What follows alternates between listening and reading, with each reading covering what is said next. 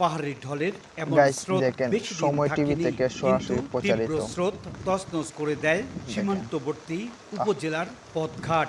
সিলেট জেলার ১৩ উপজেলার মধ্যে সীমান্তবর্তী উপজেলা কানাইঘাট, জকিগঞ্জ, কোম্পানীগঞ্জ উপজেলার সড়কের ব্যাপক ক্ষতি হয়েছে। সড়কের অনেক জায়গা চলাচলের অনুপযোগী হয়ে পড়েছে। রাস্তা দিয়ে বাঙ্গার থেকে গাড়িগুলো চলতেছে না, রাস্তা খুব অসুবিধা করতেছে। অনেক প্যাসেঞ্জারও অসুবিধা হয় এবং গাড়ি ঘোড়াতে অনেক কাম হয়। এতে প্রতিনিয়ত যানবাহন দেখেন। নষ্ট হচ্ছে, আহা। ভাড়াও গুনতে হচ্ছে বেশি। ঝুঁকিপূর্ণ। যেখানে ১,০০০ টাকার ভাড়া এখানে ২,০০০ টাকা ভাড়া দিয়েও গাড়ি নিতে পারি না।